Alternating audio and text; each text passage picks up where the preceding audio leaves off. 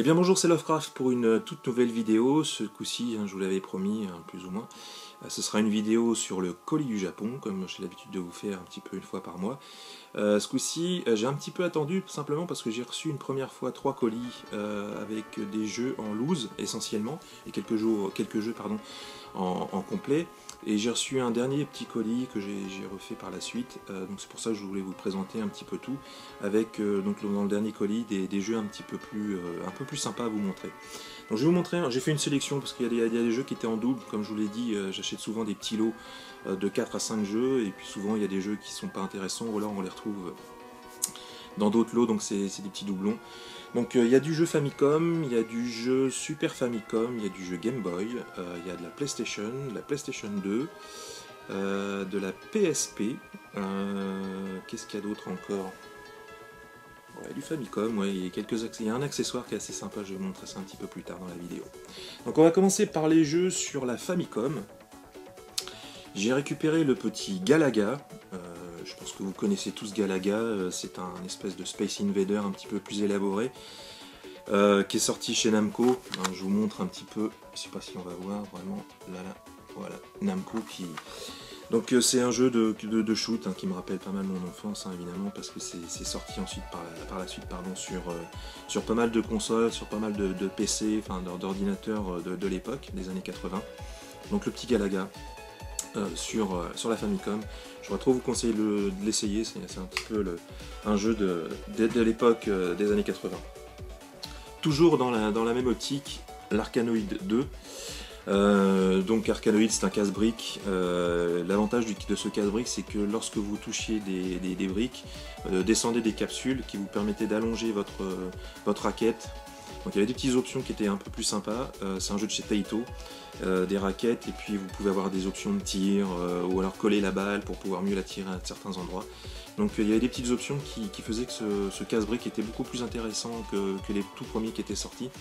Donc je suis assez content de ce petit Arcanoid 2. Il faut savoir qu'au Japon, la version normale et définitive, il y a un paddle exprès, enfin il y a une boîte, c'est un coffret un peu spécial, et dedans il y avait une manette qui était livrée avec, et c'est une pièce que j'aimerais bien avoir, mais malheureusement, quelque chose qui coûte un petit peu cher. Bon, je vous présente pas le Tetris, vous connaissez tous, en plus je vous avais déjà montré, c'est comme je vous l'ai dit, ça fait partie d'un lot.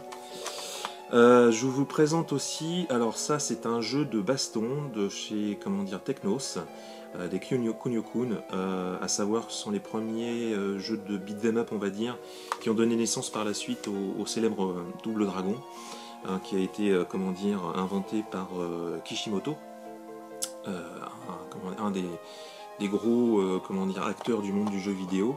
J'aurais tôt vous conseiller d'ailleurs, il y a un bouquin qui est sorti chez Pix & Love sur Kishimoto. C'est assez intéressant, ça vous donne un petit peu la genèse des jeux qui sont sortis par Technos via Kishimoto et qui ont donné naissance par la suite au célèbre Double Dragon. Toujours chez Technos, donc en fait les personnages de Kunio-kun, Neketsu, ont été ensuite, donc ça c'est un jeu de hockey sur glace, ont été un petit peu développés et puis mis sur toutes les formes. Donc on a eu droit à des jeux de foot, on pouvait se bastonner un petit peu. D'ailleurs c'est sorti en France, c'est le soccer je crois. Et il y avait donc des jeux de basket, des jeux de volleyball aussi, V-Spike je crois, enfin V-Volleyball Spike, je me rappelle plus du nom en France, c'est sorti aussi. Donc on pouvait un petit peu se bastonner, donc c'est toujours un petit peu une ambiance un petit peu d'adrénaline, il y a le jeu de sport mais en même temps on pouvait se bastonner. Donc là pour le coup c'est un jeu de hockey, donc je vous explique pas, il y a des parties où on peut se bastonner un petit peu. Spartan X, alors pourquoi je vous montre ce jeu là, vous connaissez ce jeu bien sûr, parce qu'en France c'est connu sur le nom de Kung Fu, ça fait partie des premiers jeux qui soient sortis sur la NES. Je vous en parle un petit peu plus aussi parce que j'ai lu le bouquin là, comme je vous ai dit, sur les traces de Miyamoto, et j'ai appris que ce jeu là qui est sorti chez Irem, à la base, Nintendo voulait faire l'adaptation sur la Famicom, et c'est les studios Nintendo qui ont fait la conversion, parce que techniquement le jeu d'arcade était impressionnant. Il y avait un personnage qui était assez gros sur le jeu d'arcade à la base chez Irem, et Nintendo et Miyamoto a souhaité vraiment à ce que ce soit Nintendo, donc les studios Nintendo, qui fassent l'adaptation sur la Famicom.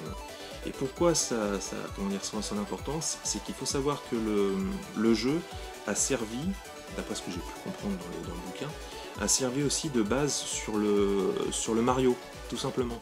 Donc il y a quand même un petit peu de le Mario, enfin le Mario World, hein, que vous connaissez tous, hein, le tout premier Mario qui est sorti sur la Famicom. En fait, Nintendo s'est servi un petit peu de la technique de chez IRM, hein, je présente du jeu de Kung Fu, donc Spartan X, pour élaborer le Super Mario World sur la Famicom. Donc c'est une petite histoire, donc encore une fois je vous conseille de lire ce bouquin sur les traces de Miyamoto parce que c'est vraiment bourré d'anecdotes et c'est vraiment très sympa à lire. On continue sur Famicom. Là un petit dédicace à Christophe Serra qui a pas très longtemps nous a montré le Adventure Island 2. Donc là c'est la version Famicom, petite cartouche rose assez rigolote. On reconnaît le personnage de Adventure Island qui d'ailleurs est la représentation du personnage de Takeshi Meijin, un gars qui faisait de l'animation sur les stands Nintendo, les caravanes Nintendo au Japon.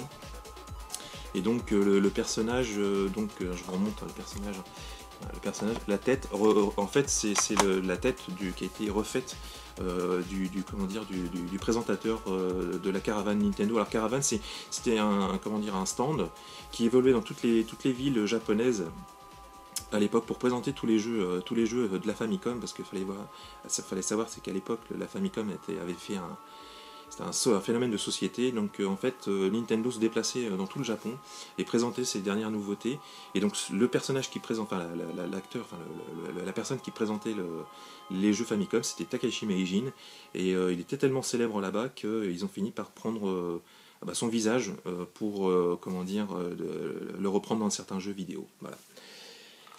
Toujours sur Famicom, un petit Bomb Jack, un Jumping Bomb Jack, Mighty Bomb Jack, pardon, qui est un jeu de plateforme qui est assez rigolo. Pareil, c'est un jeu classique des années 80, on l'a retrouvé sur le CPC Amstrad, sur le Spectrum, sur des consoles et des ordinateurs de l'époque, et c'est un jeu de chez Tecmo. C'est un petit jeu de plateforme, je vous montrerai des images du jeu, et qui est vraiment sympa, c'est vraiment un jeu d'arcade à la base, de toute façon, et c'est classique. Toujours sur, ça vous allez reconnaître, un Olive et Tom, donc Captain Tsubasa. Donc je l'ai pris parce que ça faisait partie d'un lot, mais c'est pas forcément les meilleurs jeux qui soient sortis sur la Famicom. Ça reprend un petit peu les bases du dessin animé qui était sorti chez les clubs Dorothée à l'époque. Je pense que vous connaissez tous ce dessin animé là. Ce jeu là a eu beaucoup de suites, à la fois sur Famicom et sur Super Famicom. Donc inutile de vous dire que le jeu a été très célèbre à la fois au Japon mais aussi en France. D'ailleurs je sais même pas, mais il n'y avait pas eu beaucoup de jeux version en France, d'accord, de mémoire. Je pense pas qu'il y ait eu de versions sorties à l'époque à suivre. On va continuer maintenant sur des petits jeux sur la Game Boy, parce que j'ai eu un petit lot Game Boy.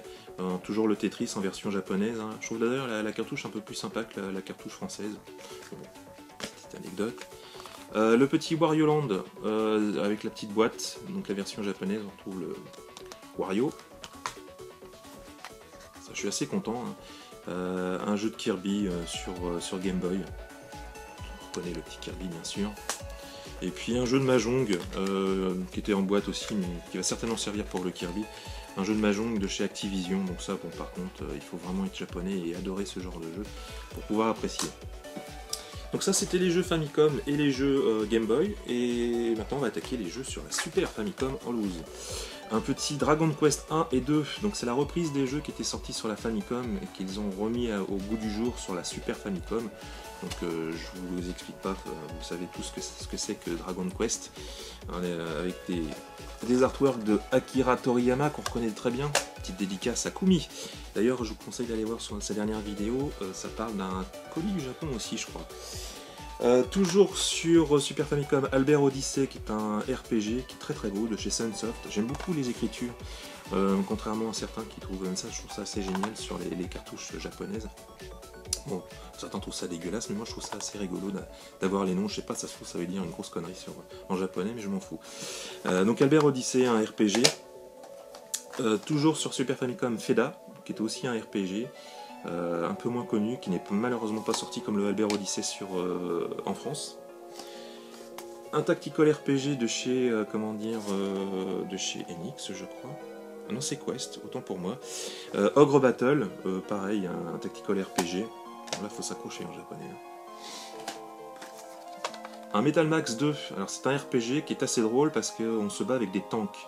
Et je l'ai pas su parce que c'est marqué en japonais ici, tout simplement parce que je suis allé voir sur YouTube et j'ai vu des... Je connaissais pas le jeu, hein, tout simplement, je vais pas me la péter comme on dit. Mais Metal Max, visiblement, c'est une série qui est assez populaire au Japon, et donc c'est du RPG également, et on se battait avec des tanks, tout simplement. Donc j'aime beaucoup la jaquette de l'artwork qui est assez sympa. On va continuer un petit peu dans le tactical RPG avec Front Mission, toujours avec le nom, un jeu de chez Squaresoft, hein, très célèbre, pardon, au Japon, et c'est comment un jeu qui a aussi eu des éditions. Je crois que le dernier est sorti sur PlayStation 1, je crois, Front Mission 3, et c'est assez connu au Japon.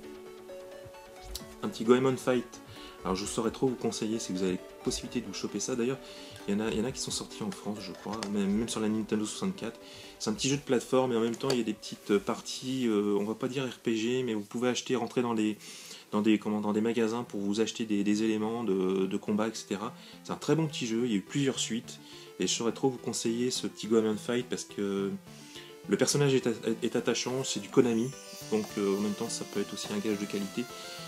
J'aurais trop vous conseiller d'essayer de vous choper un Goemon Fight sur Super Nintendo ou en émulation, tout simplement. Essayer de vous faire du Goemon Fight. Franchement, vous ne serez pas déçus, je pense pas.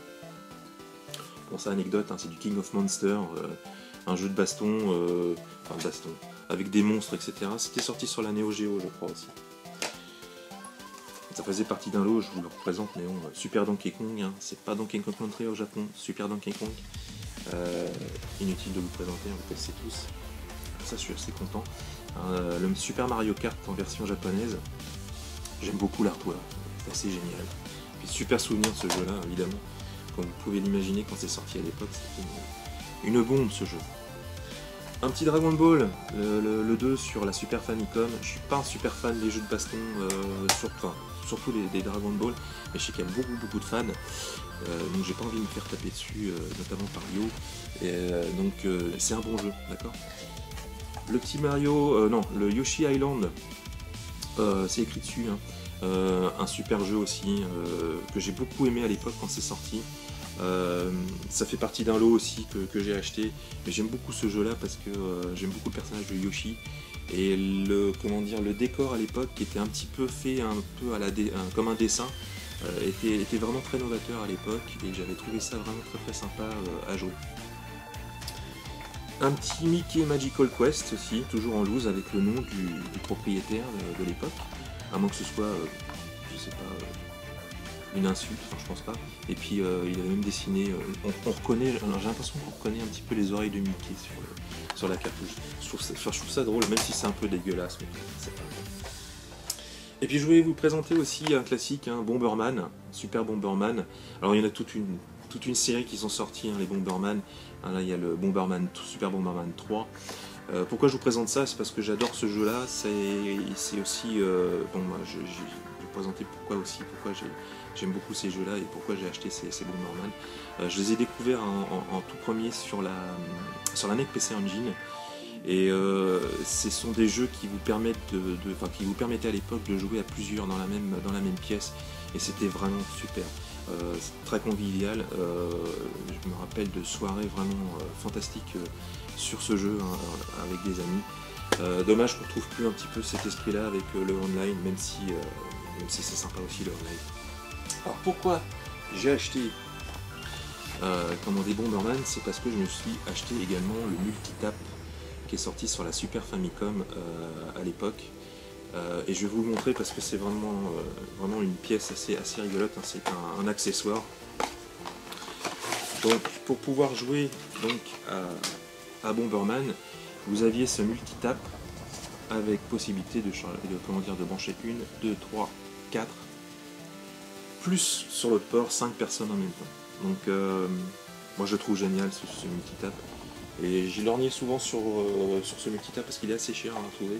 Mais bon, je suis un petit peu déçu parce que la boîte a un petit peu sunfade. Normalement c'est plus rose que ça. Si vous voyez à l'intérieur, c'est beaucoup plus rose. Mais bon, l'état de la boîte est assez bonne. Et puis payé relativement, enfin un prix correct, toujours sur Yamatoku bien sûr. Donc ça fait partie du dernier colis. Il y a longtemps que je voulais me prendre le Fireman, qui est vraiment une très très bonne surprise. Un jeu de chez Human qui faisait des jeux de course de voiture à l'époque. Si vous le trouvez, parce qu'en version PAL il est sorti, c'est une boîte jaune qui est assez belle. Si vous le trouvez, prenez-le, parce que c'est un jeu qui coûte assez cher, donc si vous le trouvez bien sûr pas trop cher, ce qui m'étonnerait, hein, parce que dans une journée ça m'étonnerait que vous trouviez ce jeu là. Sinon faites-vous-le sur comment émulateur. Alors, je vous présente la petite manuel d'instruction, pardon. On retrouve un petit peu les éléments du jeu à l'intérieur. C'est vraiment un super jeu, très très novateur. Vous jouez le rôle de de pompier. Je crois qu'on peut jouer à deux en même temps. Il y a un pompier avec la hache et un pompier avec une lance.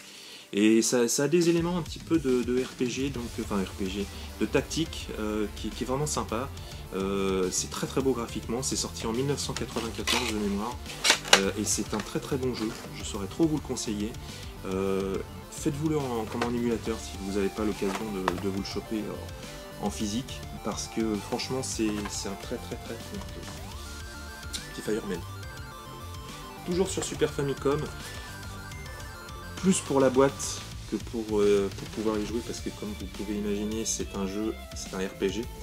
Le Super Mario RPG que j'ai aussi en version américaine, que j'ai acheté il y a un petit bout de temps déjà.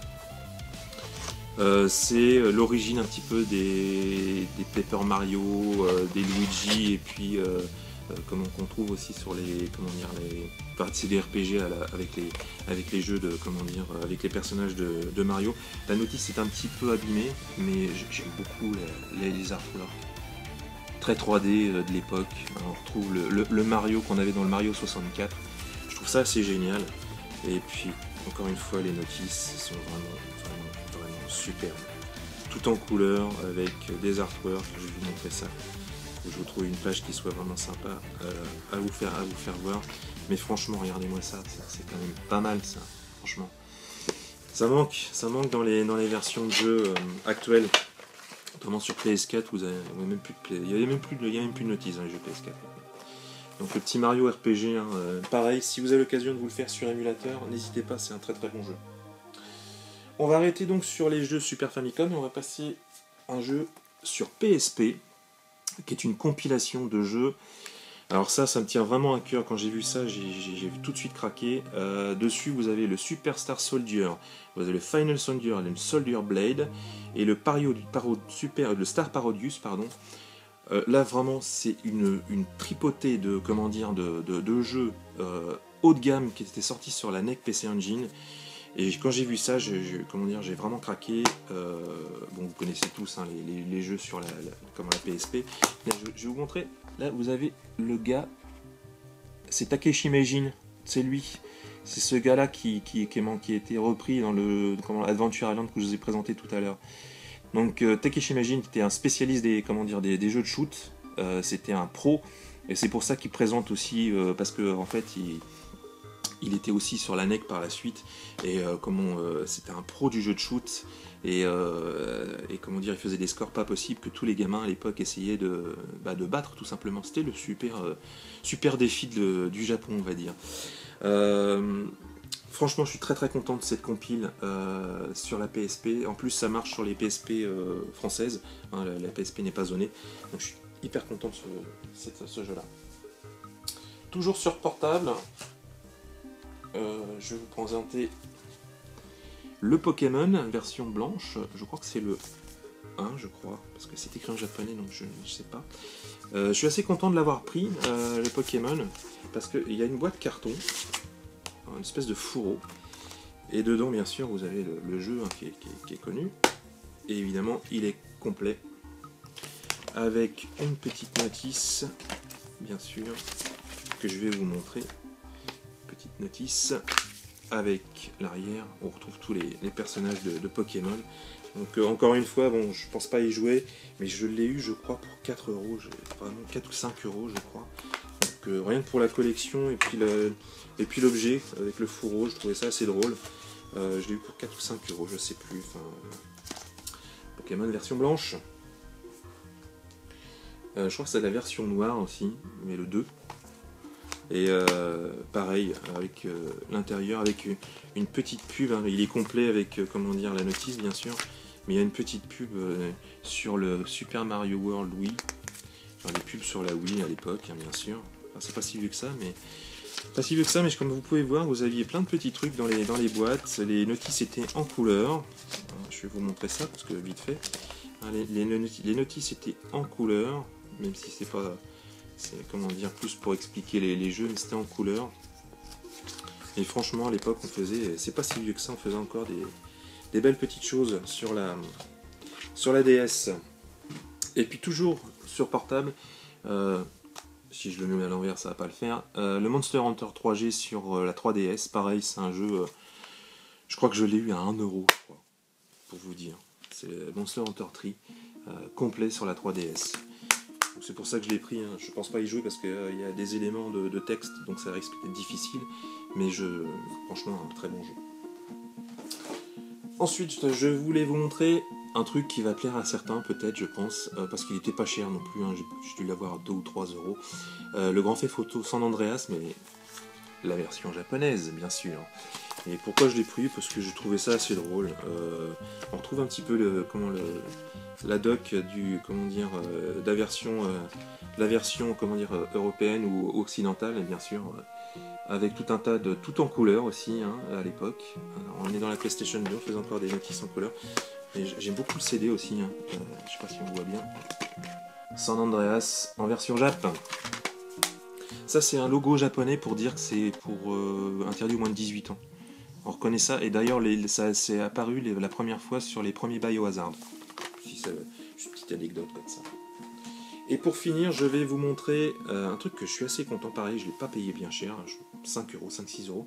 C'est le Kingdom Hearts Final Mix, avec une jaquette qui est en argent, qui est assez belle. Et puis j'aime beaucoup le CD, j'ai essayé de vous montrer ça parce qu'il est un peu sérigraphié avec, voilà, on voit bien, avec Donald et puis Dingo, et puis le personnage du jeu. Pareil, tout en couleur, plein de... Regarde, ça c'est vraiment superbe, la notice du Kingdom Hearts. Et puis il y avait même un petit truc qui permettait, ça c'est fou ça. Vous savez les petites jaquettes qui vous permettaient de jouer très rapidement à un jeu, les petites notices rapides, il y avait ça aussi sur les jeux PlayStation 2, c'est fou. Donc voilà les amis, c'était donc le dernier jeu que je vous présentais sur les colis du Japon. J'espère que ça vous aura plu, et puis je vous souhaite un très très bon 11 novembre. Je vous donne rendez-vous très prochainement pour d'autres vidéos, et puis je vous embrasse très très bien, très très fort. A bientôt, bye, love, bye bye.